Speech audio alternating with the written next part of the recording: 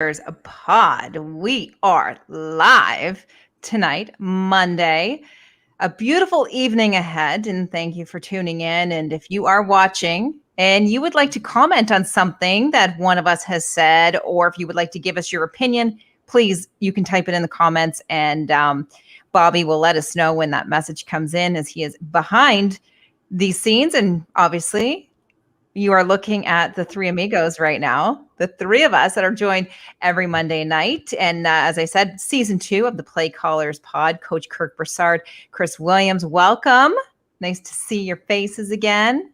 Thank you. Welcome. Good to see you as well. It's back. It's hot here. What about over where you guys are? It's hot. Over 100. Wow, Coach. Wow. Wow. Okay, I'm not that hot there. Oh, yeah. Wow. It's like over 100 every day.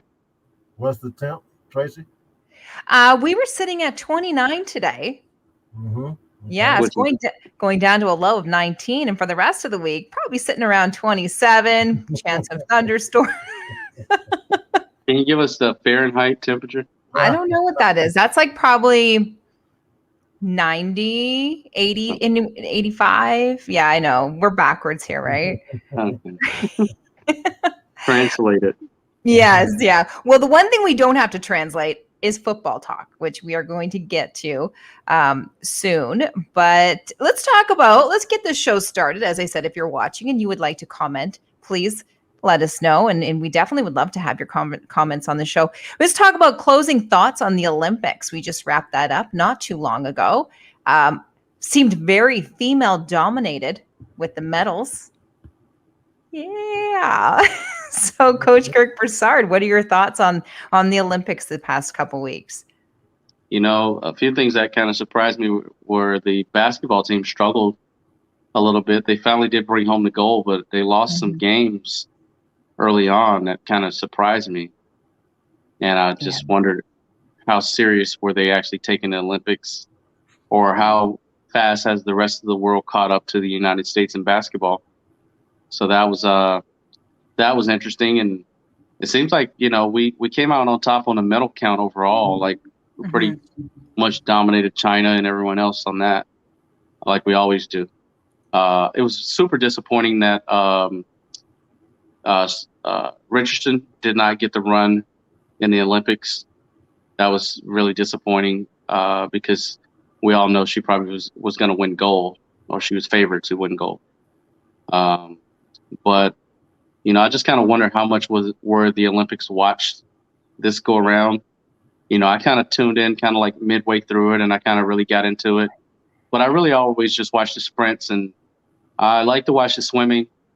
Of course, I watch basketball, and, you know, it was really cool to see some new sports getting introduced. Like, I'm not sure how new beach volleyball is, but I did see that being a part of the Olympics. And there were speaking of the volleyball, I want to ask you, what are your thoughts, since you're bringing that up? Now, there was the controversy of the females, their outfits, and what they had to wear, and they were wearing those bikini style bottoms, and the men did not have to wear that. There was a team that decided to go against the grain, and they're like, no, we're not doing it. We will wear the bicycle shorts. So each of them they were fined. But then you have musical artist Pink that chimes in and says, you know what, girls? Thank you for sticking up for yourself, and I'm going to pay your fine for you. Do you think that it should be equal when it comes to the uniforms? I'll let Coach Williams take that one. I was just going to say, I love the outfits of the their smoking bodies are absolutely incredible, but I would like to see a man wear the bottoms like that and then go after a ball and pop that thing up of the net. Yeah, I mean, I get it. I mean, I never really thought about that, but I definitely get it. And if there's a complaint, if they're complaining about it, then I would definitely say, you know, we need to honor that complaint. So either you make it fair, make the men do it, or let them go to the shorts. But yeah, I definitely see that. I was actually into it, watched a lot of events, really watched a lot of the beach volleyball. Yeah. Got into the shot put, and coming out of it, I'm a really big Sydney McLaughlin fan, the 400-meter hurdle girl out of the United States. I mean, she's a phenom just as much as Sha'Carri Richardson is. And you know, some people were saying on Facebook that that good thing Richardson didn't run because the Jamaicans would have beaten her. But I really think Richardson was capable of going in that 10-6-1 range. I think she was capable of that. And, she would have been right there in the mix. There's no doubt about it. Yeah. Coach Kirk I'm Broussard. kind of curious what Tracy thinks about that. Okay, she knew the rules. She decided to break the rules. Do you think she was treated fairly in this process, or do you think she should have been given some leeway, or how do you feel about that? Well, I mean, we could debate both sides of this, and we could probably do it for the next 10 minutes. But if somebody knows the rules going into the game or going into a facility or the Olympics, and you choose to break them on purpose, then there's a consequence to it. And I think that is something that's an example that we have to kind of stick with, because if you don't, then you're going to have other athletes that are going to come in and do the same thing. Yeah, absolutely. Mm-hmm. Well, your face is saying something different, Coach Kirk Broussard. You're not agreeing with me? No, Okay. I agree with you. I was waiting for you to debate me. She should have been responsible enough to know this is your life. You trained for 4 years for this. Why would you flush it away just to smoke? It's not the platform to use to make a statement, however you choose to use it, except for somebody will probably say, well, Simone Biles, she chose to use it as a platform, but she used it in a good way. She was talking about her mental health, and then she did come back for the last event, and she did place bronze, I believe. So yeah, I think that we need to get back to, you break the rules if you know them, there are consequences. And I think that's a lot of problems that we have these days. You have a generation that don't think that the rules apply to them on or off the field or the court or whichever. Yeah, I agree. So, yeah. Any other thoughts on the Olympics? I mean, obviously, I think views were down. I mean, you're in a city, in a town in Tokyo there. It was shut down because of the pandemic. A lot of controversy, but it comes down to money, and it comes down to, sponsors that were on board, and the show must go on no matter what. But obviously, I think views were down across the board on it. Yeah. I'm not really kind of off the subject. I mean, I was thinking those last couple of days, and it may not relate to anything we're talking about, but I always think, what happens to all those arenas that get built and all those facilities that get built? I mean, it seems like, for the last few Olympics, not only do they lose money based on viewers, but then those cities get stuck with, all these venues and all these things that nobody's ever going to use again. So, sometimes it's maybe not worth it all the time, right? Yeah, it'd be nice to see what their expenses were coming into this and then going out, if they even made any revenue off of this. But yes, that's it. The Olympics are done. They're over with. I know our athletes have come home, and I don't know if they're quarantined. They're doing their thing, but we're very happy for all the athletes on both sides, no matter what part of the world that they're from. That's amazing. Like you said, they trained 4 years. Their whole life it happened. It's done. It's over. They're home. So moving on, college football ranks came out today. I quickly glanced at was it Oklahoma? No, they came in second. Did Alabama come first? Of course. Yeah. Bama was number one. Yeah. What are your thoughts on this? This is some big news today. I'll let Coach go first. If I was just picking out of the top five, I mean, I really thought, they would be spot on. I mean, Texas A&M is sitting right outside of the top five at number 6. I believe Texas A&M is probably going to be the team that gives Alabama a run for its money in the SEC. So I think they probably should be rated above Georgia, who's sitting at number 5. But when you have Alabama, Oklahoma, Clemson, Ohio State, and then Georgia, I think it's a spot on, top 5 at least. So, there's always some wiggle room when you get into the rest of that top 25. But, Alabama's got to be the favorite coming in. I think Oklahoma's proven that they're going to be right in the mix. So it's I think they're right on. Just for for preseason rankings, I think is pretty spot on. Coach Kirk Broussard, let's talk about football ranks today. I mean, you can look at this thing, and there's many ways you can critique it. You could look at Alabama and say I mean, it is Alabama, and they're always loaded, but they got a brand new quarterback. Do they really deserve to be number one with a brand new quarterback? That's we see reports of him in camp that he looks good, but he still hasn't taken a snap yet. As a starter. Mm-hmm. So you can look at that. You can look at Oklahoma and say, they're really talented as well, and their quarterback Spencer Ratliff, who actually did start last year, you could say he's primed as a breakout candidate to be, a lot of people say a top 10 pick. So you can kind of see that Oklahoma being justified as being a top 5 team. Clemson, they're always loaded, of course. Top 3, they have a new quarterback as well. So there's a lot of uncertainty into this top 5. It's fun to put the preseason polls out here, but you got to say, there's going to be some shakeup in the top 10, like there always is, because there's just so much uncertainty at the quarterback position. So we really don't know what's what exactly. There's no one I can look at in the top 10 and I can say, hands down, they're going to be somewhere ranked higher or where they're predicting them to be at now. It's just so much uncertainty at the quarterback position. Even at Texas A&M, like Coach just mentioned, Kellen Mund's gone. Who's the new guy? Can we really say Texas A&M is number 6? But with a new guy at the trigger position? And then North Carolina, I can see North Carolina because Sam Howell, their returning quarterback, and a lot of this stuff is led by the quarterback. Sam Howell is one of the top returning starters at quarterback. So I can see Carolina being a top 10 team. But everyone else is just so much uncertainty. Even at Florida, they got Florida at 13. I think Florida and Alabama was the best game last year. I think that game was the game of the year last year. I mean, both teams were at full strength, 2 high-powered offenses, and they were going back and forth. And that's actually going to be a rematch of that game in, I believe, week 3. And I'm excited to see if game day is going to be at that game. I think that's the best game of the week for that game. So there's going to be some really good early matchups that I'm excited to see as well.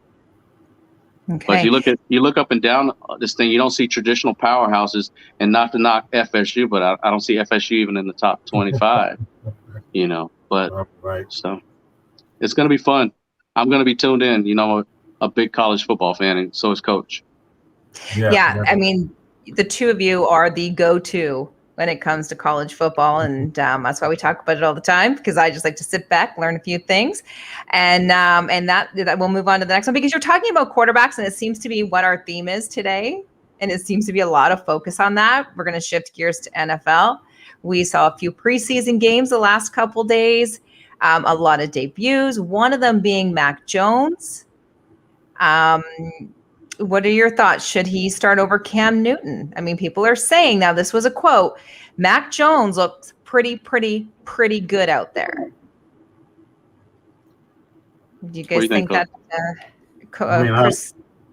I mean, as much of an Alabama fan as I am, and definitely a Mac Jones fan, but I don't think he should start over Cam Newton. I think when you're watching playoff, football, people sometimes kind of see what they want to see, or I should say preseason football. People see what they want to see sometimes, but when you're talking about basic coverages, I mean, defenses aren't really giving you a whole lot of complex looks when it comes to what the quarterback needs to see. So he's going to look, decent in preseason. I think, he's obviously got some talent. He's got some pieces around him that he can make work. But, Cam Newton, he's a former NFL MVP of the league, and he's also, taking a team to a Super Bowl. So if I still got Cam Newton, and he's still somewhat, in his prime, then I would have to start the season. Cam would have to lose that job and show us that he can't do the job before I would give the job to Mac Jones in the preseason. That's just too high of a, just respect where that guy's come from. So that's how I see it. I mean, everyone probably wears their Sunday suits when it comes to preseason games, because everybody wants to sparkle and shine. And it's usually when we get into week 2, 3, by week 4, they've crapped the bed and then you're like, what? And you're right. We see what we want to see. Coach Broussard. Yeah, I tend to agree with Coach on that. Matt Jones has not earned it yet. Cam Newton, if Cam Newton is healthy, he's had a year to kind of get in the system up there in New England. If he's healthy, he can be effective, and he can make him a playoff team.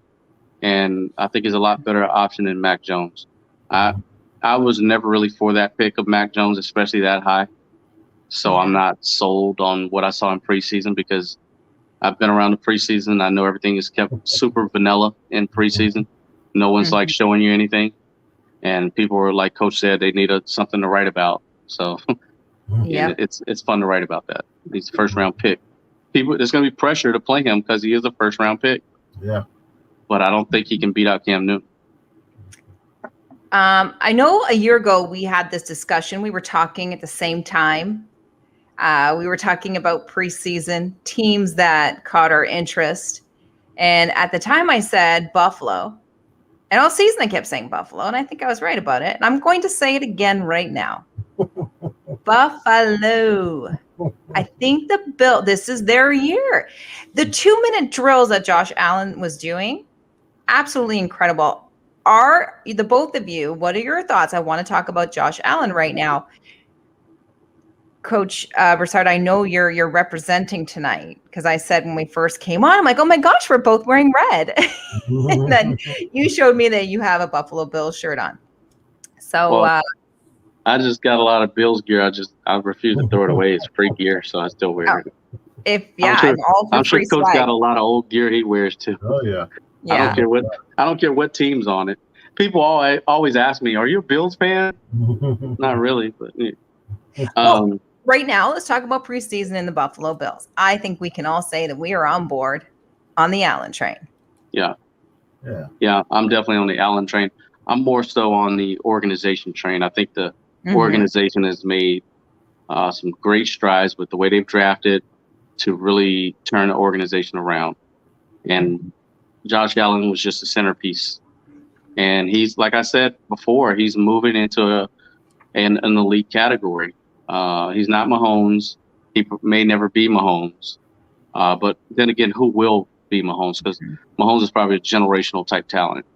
But he's going to be a very good quarterback for a number of years. Like I think he slowed down his pace of play to really be patient and take what the defense gives him. And I think that first year he was just testing his arm and just everything was a rocket ball. And, I've seen a lot of maturity from him from a standpoint of allowing the game to come to him, and his development has really taken off. And then pieces like Stephon Diggs, and they picked up some pieces that you never would think these guys would go to Buffalo, because a lot of people didn't want to go to Buffalo and play for years. So they've kind of changed that whole attitude that around. Mentality has changed. Yeah. Buffalo is an attractive place where people want to play, and it helps when you got an elite quarterback. People want to play with an elite quarterback. So they got a really good defense with him now, and I agree with you. I would not surprise me to see the Bills at least in the AFC Championship game, for sure. Yeah, I really feel like it's going to be their time. Coach Williams, what do you think of Buffalo Bills? What do you think of Josh Allen? I mean, just quickly, I would say that the thing that impresses me most about him is he's starting to look and move around, not just on the field, but just in how he interacts on the sideline. He's starting to look like a big-time pro quarterback now. So I can only imagine if I was on his team or if I was a coach on his team, I would follow that guy. I mean, so he's at a point now where, people are probably getting behind him and really starting to listen. I would imagine his leadership in the locker room probably means more now. So, I mean, the sky's the limit for this guy. I mean, he's going to be a Pro Bowler for a long time. Yeah, I know we talked about development and coaching and having that support that is really just giving him the opportunity to say, hey, this is who I am. And it's like he made that statement on the weekend, like, yeah, I'm still here. Learn how to spell my name. I am here. I'm so excited for them. Okay. This one. Are you guys ready for this? Like, I don't know what you guys were watching, if you guys saw this, but I mean, there's been a lot of highlights.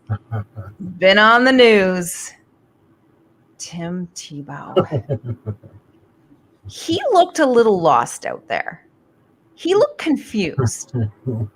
I don't know what. And so my question to you is like, is this going to work? Because the Tebow mania in Jacksonville, it's died right now. It is dead after this preseason game. I don't even know what to say about this. But he just looked so confused. He didn't know what to do. We're all shaking our heads. But yeah. What? I saw one play. You know, he made a horrible block on one play, and it's been all over every media outlet. Yes, I'm curious to see how he performed the entire game. I'd like to see the feedback on that. I looked at the tight end roster for Jacksonville, and there's not a lot behind him.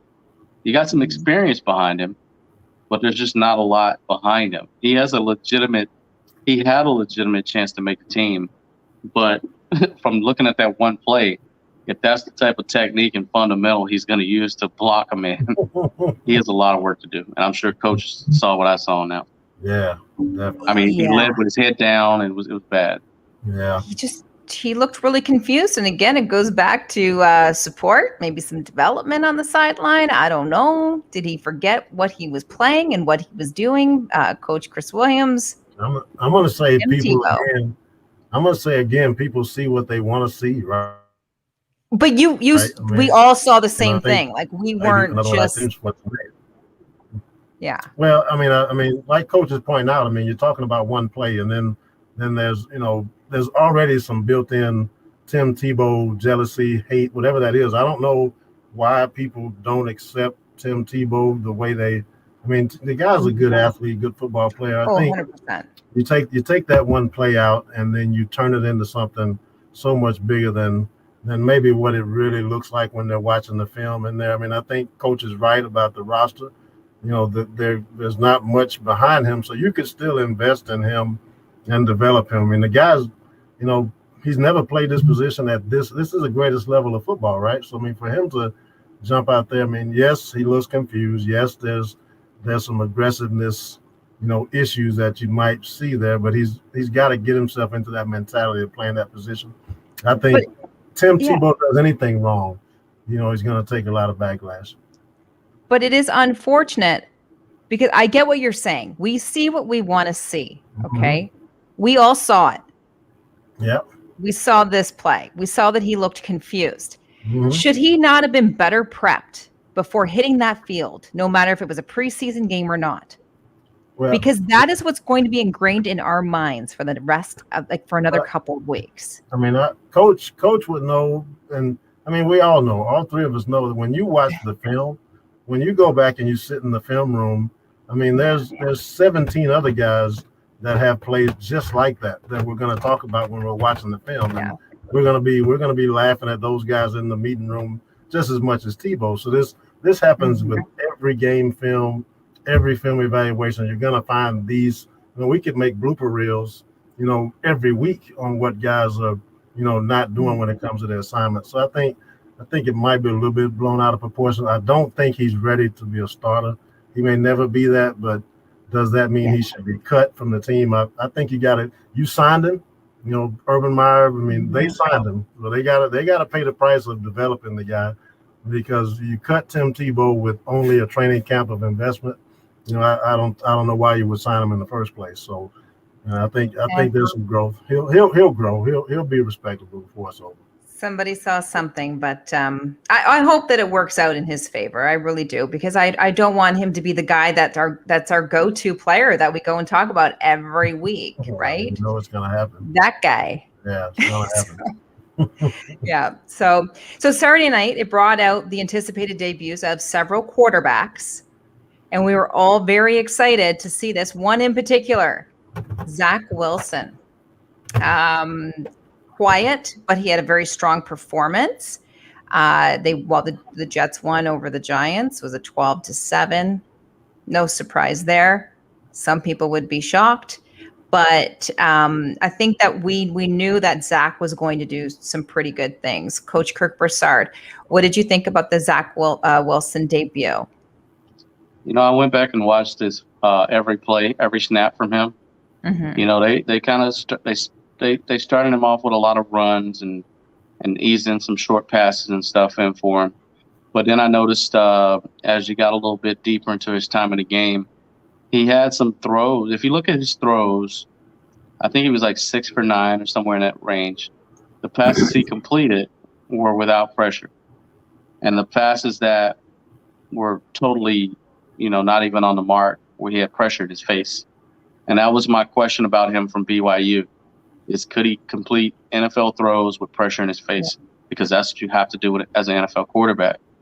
And I didn't see that in preseason. Like we talked about earlier, you keep everything simple in preseason so that no one threw anything at him to confuse him. They kept it simple. And, I'm always going to say it's too early to tell, but I've never really been – the thing I like about him, I'll talk about what I do like about him. He is a very fluid throwing motion. He has a very nice arm. He can throw throws. He can make good throws off balance, and I think he has a lot of good leadership qualities. He's a little bit undersized from what we thought he was going to be. A lot of people had listed him as 6'3". The kid looks every bit of 6'1". Mm-hmm. And I just feel like he's going to have to show he can stand in the pocket and complete throws with pressure in his face. And at times I saw him, it was 3 times in this game where he had pressure in his face and they were all incomplete. They weren't even close to the target. And so that's what I'm waiting to see on him. He's still in my wait to see category.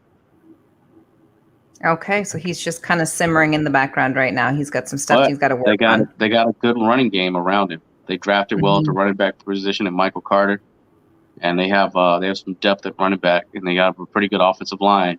So he has the tools around him to be successful. Okay. Coach Chris Williams, what are your thoughts on Zach Wilson?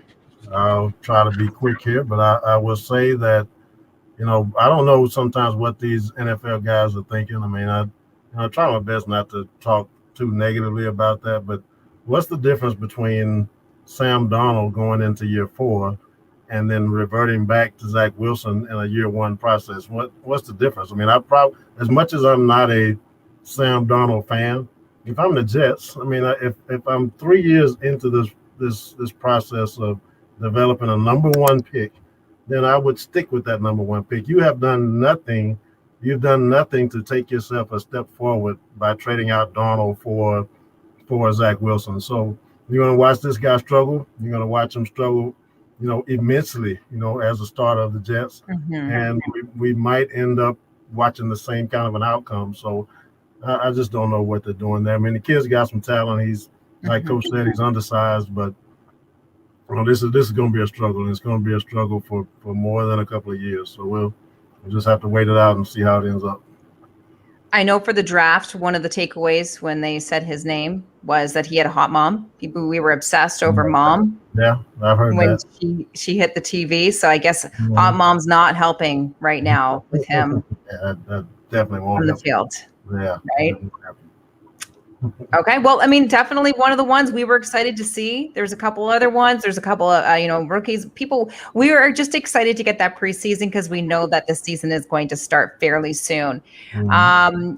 Okay. So which rookie quarterback has a chance to be the most successful in the coach's eyes, guys? Take me to the sideline. Tell me who you think would be the most successful from what you have seen so far. For me, it'd be probably Justin Fields for me. I think he's set up to have the best chance to be successful. I think Chicago's done well to get some different pieces to the puzzle that's going to help him out. I think he is the best quarterback developer out of all the rookies. Trevor Lawrence is obviously going to see the most action. He's going to have the most pressure, on the field and off the field, because they don't have many pieces around him in Jacksonville. So if he struggles, people are going to get down on Trevor Lawrence, and it's really not a reflection of Trevor Lawrence. I just don't think they have anything around him. They got a new head coach who's made some mistakes early on. Urban Meyer has, and he's new to it. I think the Jets with Wilson, you have more experience around him from former NFL coaches that are now in head coaching positions. I think the Jets have more pieces, a lot more talent than Jacksonville has around him. But I think Justin Fields is overall in the best position to succeed, even more so than Mac Jones, because when it regards to Mac Jones and Kyle Trask is behind Brady, so he won't see the field much. And Mac Jones is behind Cam, and we don't know if he's going to see the field as much. So the best chance to be successful is Justin Fields. Okay. Coach Chris Williams. Don't disagree at all. I think Coach hit on a really good point that Fields has a really good offensive quarterback developer in Coach Nagy there. So I think he and the people around him is going to make that, and the defense is going to make that be an easier transition for him into the pros. I do think Trey Lance also has a really good, quarterback, guru guy out there in San Francisco. So I think between the two of them, I wouldn't disagree with Coach on Fields, but I would say that if Trey Lance starts, if he gets into a situation where he can play, then I think that Shanahan would help his growth. So I think one of the two guys will come out as one of the two best. Okay. What I want to add, let's talk about Trey Lance. Start in San Francisco based on how he has looked in the preseason games. Bettors are actually putting money down on him, on Trey, saying that he'll be the new offensive rookie of the year. Ooh, look at the response I got off that. I don't know. For me, that'd be hard to bet against because there's something about him I like, but there's something about him that I'm afraid to commit to saying, okay, I put my stamp on him because I haven't seen much tape on him because he didn't play much. That's my only reservations about him is lack of tape. What do you think, Coach? That's an awesome point, Coach. I mean, the fact that he hasn't played much, and I think he only got one game in during the pandemic year, and he hasn't played a lot, and he wasn't at the highest of levels either. So I mean, it's hard to say, how that's going to play out. But I don't know. I mean, I wouldn't bet on it, but I wouldn't be surprised if he has success. But we don't have a lot of reasons to bet. I mean, if you're looking at a reason to put some money on it, I don't see many reasons to do that right now. Well, we're going to talk about week 1 predictions very soon, and I have done mine. I don't know if you guys can see that. I have circles. I'm ready to bet. I'm ready to put money down on it right now. Yeah, we need to do that this year. We do. Yeah.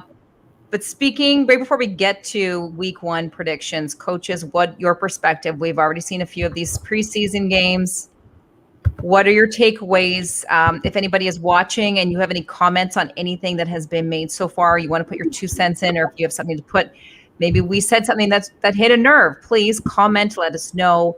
And even when the show is over, please, you can keep commenting because we will address it when we come back the following week.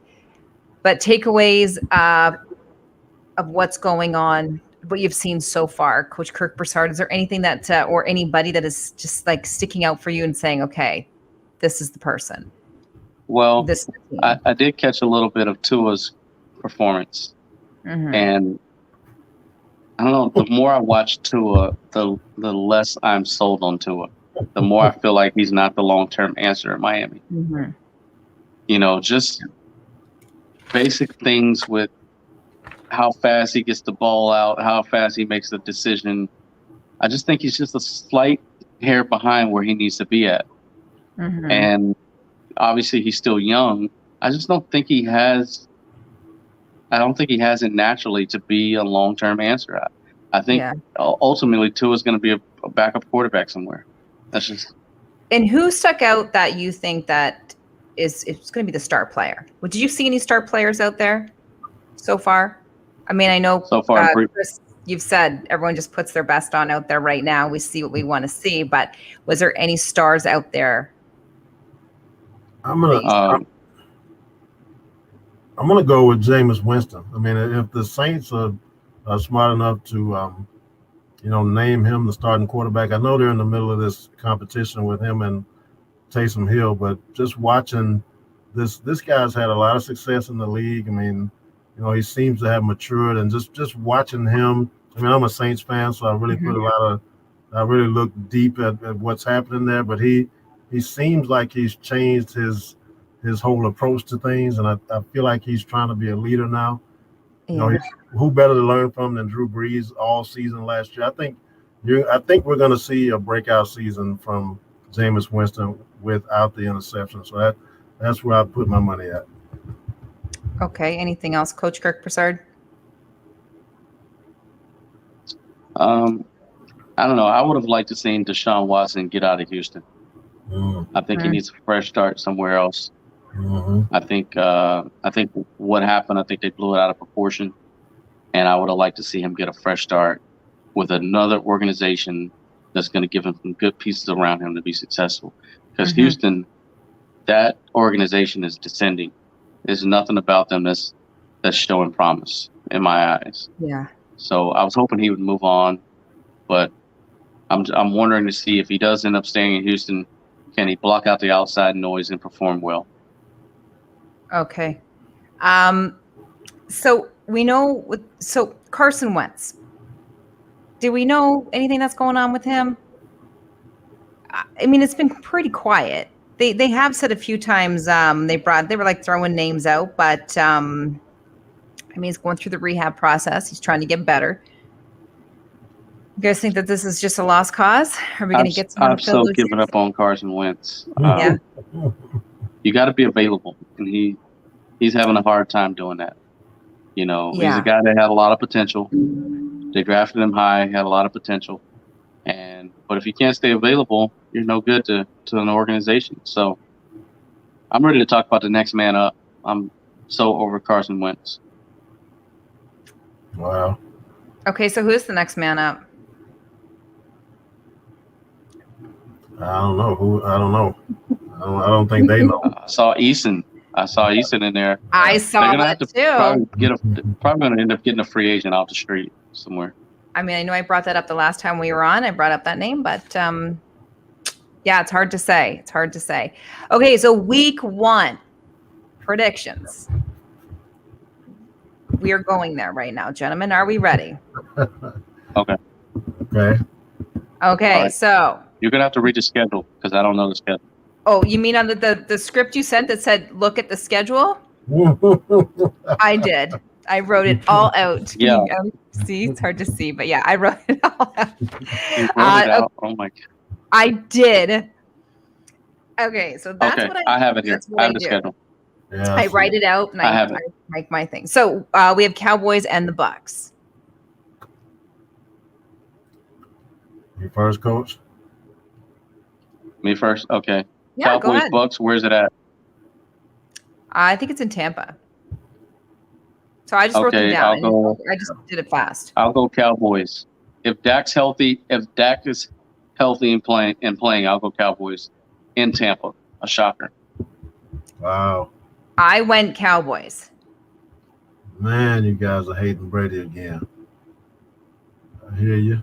I'm going Buccaneers. No, it's just once you win a Super Bowl, you have a bit of a slump. Mm-hmm. Well, they call that the Super Bowl hangover. All right. Yeah, exactly. Right? And some were reporting that the Bucks didn't look so good out there. They looked kind of ugly on that field. So, like you said, if Dax is back, he's healthy. We got two Dallas. You going to Bucks or what you got? I got Buccaneers. Yep. Okay, I'm making the list here. We got Vikings and the Bengals. Jacksonville. Okay. Okay, you want to do Jackson and Texans? I'm going to go Bengals. Okay. It's Bengals Vikings, right? I'll take that. I think it's at Cincinnati. I'll go with the Vikings on that. Okay, I went with the Vikings as well. Don't worry, I'll photocopy all my paperwork and all my scribble, and we are going to put this up. I will give a little bit of leeway. The day before we can make changes. Okay, Seahawks and the Colts. Seahawks. Okay, I went for the Seahawks as well. Wow, the three of us actually agreed. on that. The Jets and the Panthers. Jets, Panthers. Let me see. Panthers. Jets, Panthers. Definitely Panthers on that for sure. Okay, fine. I did Panthers too. Okay, the Jags and the Texans. That's a good one. Let's go Jags. Urban Meyer gets a win out of the gate. I'm going to go Texans. Okay, I went with Texans as well. Eagles and the Falcons. I went with the Eagles on that one. I'm going to go Falcons. Mm-hmm. Oh. I don't see Jalen Hurts going on the road and beating Matt Ryan in Atlanta. Okay. Like I said, we can always change this. So if you guys feel like maybe I'm right and you need to get on, my side, we can change this at any time. I will let you. Cardinals and the Titans. Cardinals, Titans. Cardinals, Titans. I'll go Cardinals. Wow, that's a tough one. Wow. I said Titans. I'm gonna go Titans on that one too. Okay. Yeah, I'll go Titans. Yeah. Okay, you're switching. Okay. We got the Browns and the Chiefs. Is this a no-brainer? Chiefs. Yeah. I'm on the Chief wagon. Mm-hmm. Kirk? I'll go Chiefs. Oh, okay, we got Chiefs. the Chargers in Washington. Chargers. Okay, again, we got 3 of us on board for that. What about the Dolphins and the Patriots?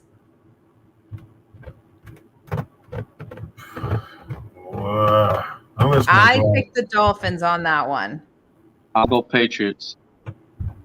I'm gonna go Dolphins on that one too. Okay, let's talk about the Steelers and the Bills. Now, this one I had a hard time with. I had a hard time picking this one, but I did go with the Steelers. Wow. I did. After preaching the Bills being fantastic, I feel like sometimes they're a little bit slow start and then they get like right in there. So I went with the Steelers. I'm going Buffalo. Okay. I'm going to stay with Tracy and go with the Steelers. Ooh. What about the Broncos and the Giants?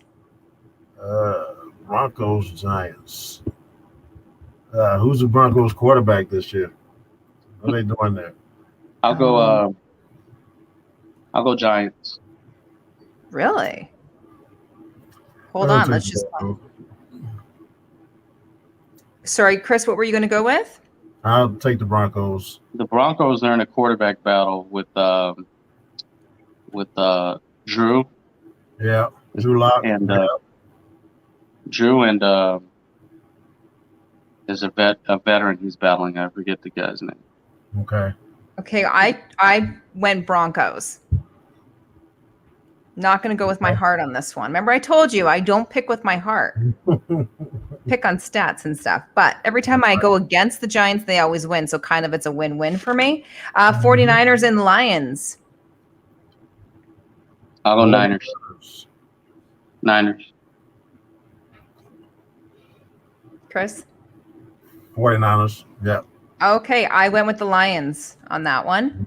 Okay. Oh, Denver is Teddy Bridgewater or either Drew Lock. Gotcha.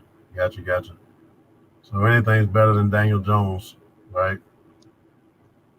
Okay, let's move on. You guys are good. You're set on that one. Let's talk about the Packers and the Saints. Saints. I'll go Green Bay. Okay. Well, hold on. Where's it at? Where's that game at? It's in Green Bay, if I'm not mistaken. People are talking. You know what? Let me just double check because I thought it was a Saints home game. Hold on. I'm going with the home team on that one. Okay, well, let's find out. I feel like I need some intermission music or something going on here while I type this in. It's a home game for the Saints at 4:25. I'll go Saints. I'm gonna stick. Who that? Yeah, who that?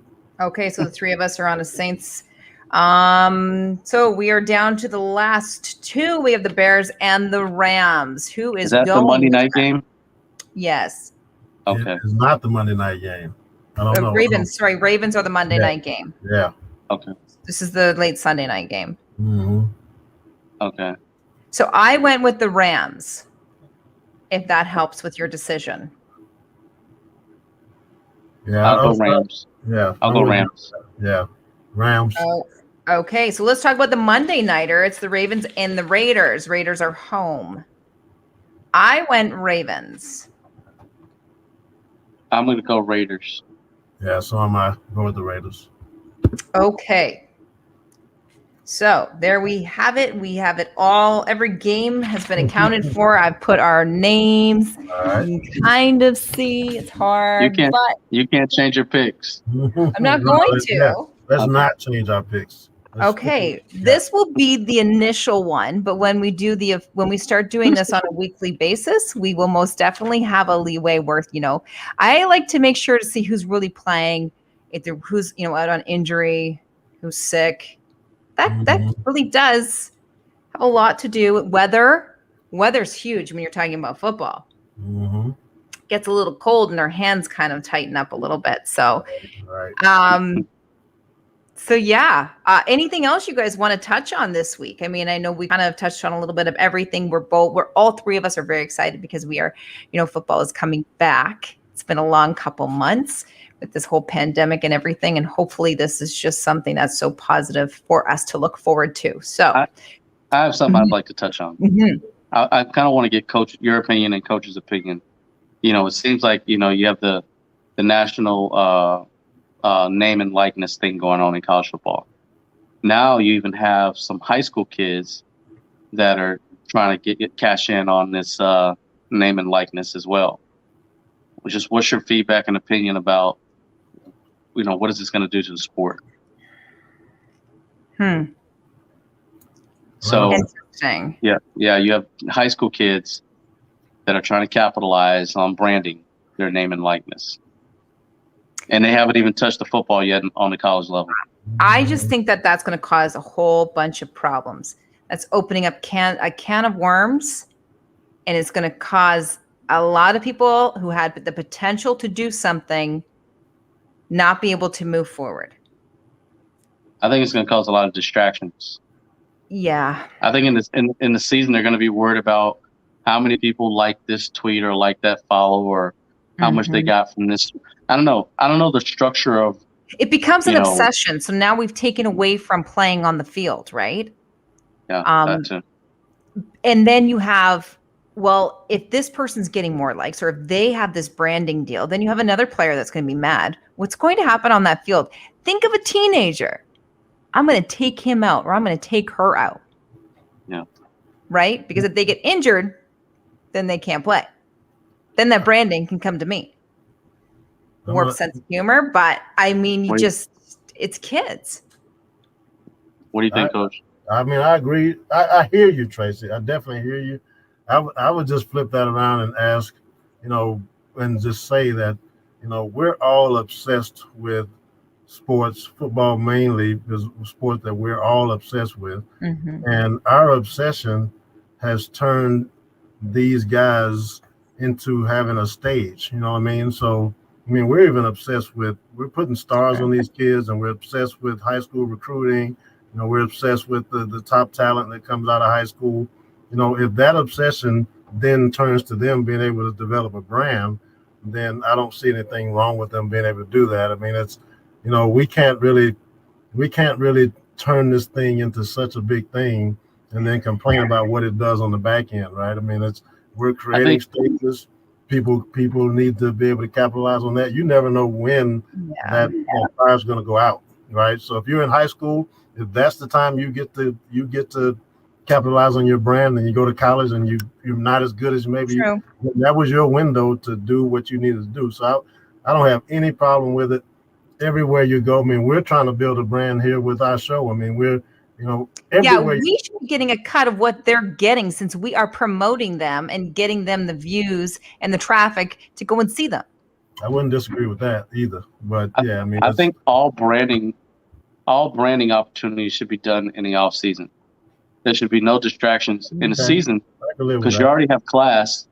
You got class, you got weights, Mhm. You got professional development. You Yep. got study hall, and Mhm. you got football. We all know like the life of a Division I player is like jam packed. Mhm. You don't need distractions from an agent or anything else coming in that door. Yeah, I can see it. Yeah, unfortunately, it's all about numbers, right? So, Yeah. I mean, I get it. A high school student, if this is the only time they can cash in on their because they're good at it, then fine. But then what if there's somebody else who isn't an athlete, then they're cashing in too, or someone who's part of the band. Mhm. I don't know. It's such a hard thing. No matter what teens are cashing in, right? They're making more money than us because they are getting the branding, they are getting the followers, they are doing TikTok, they are doing everything that we should be out there doing, but we talk about them. So that's always a good thing. But Yeah. well, that seems to be it for the Play Callers podcast this week. Thank you, gentlemen, for your time. Is there any last words that you want to say? I'll scan this document and send it over to you. Okay. Looking forward to that. Yeah, it's good. No, it's great to get back going, and like the season's coming up, so that's super exciting. And we're gonna have a lot to talk about this year because there's a lot of anticipation for this season because Yeah. this will be the first season in a while where people have been in the stands, like a packed stadium. Mhm. Like we haven't seen that for a while, you know. Yeah. Yeah. It was good to see the real fans versus the fake noise, Yeah. right? It was really Yeah. good. It was a positive thing. It was great to see the preseasons. Either you love the preseason or you don't, but it Mhm. was just good to see.